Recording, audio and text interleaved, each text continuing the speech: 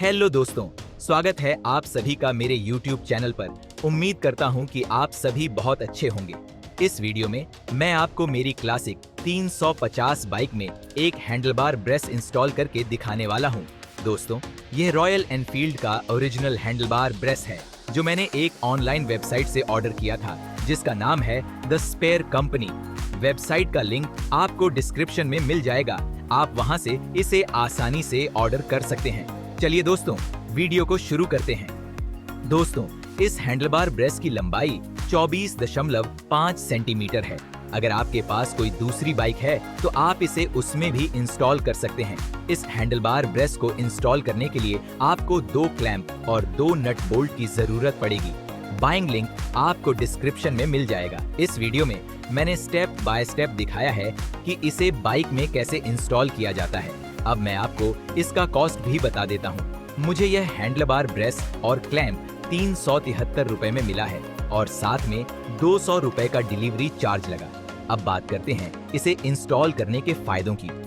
1. इसे लगाने से आपकी बाइक का वाइब्रेशन थोड़ा कम हो जाएगा। 2. अगर बाइक गिर जाए और हैंडल पर प्रेशर लगे तो हैंडल इतनी आसानी से बेंड नहीं होगा। 3. इसे इंस्टॉल करने से आपकी बाइक का लुक भी बेहतर हो जाएगा। मैंने रॉयल एनफील्ड का ओरिजिनल हैंडलबार ब्रेस पैड भी ऑर्डर किया है। उसका वीडियो भी जल्द ही मेरे चैनल पर मिलेगा। अगर चाहें तो आप इसे अपनी बाइक में भी इंस्टॉल कर सकते हैं। यह हैंडलबार ब्रेस आपको रॉयल एनफील्ड इंटरसेप्टर बाइक में देखने को मिलेगा। अगर आपको यह वीडियो इंफॉर्मेटिव लगा हो तो इसे लाइक जरूर कीजिए और अगर आप चैनल पर नए हैं तो सब्सक्राइब करना ना भूलें। दोस्तों, आप लोग पता नहीं क्यों वीडियो को लाइक नहीं करते। अगर मेरा वीडियो आपको थोड़ा भी अच्छा लगे तो लाइक करना और कमेंट करके बताना कि वीडियो कैसा लगा।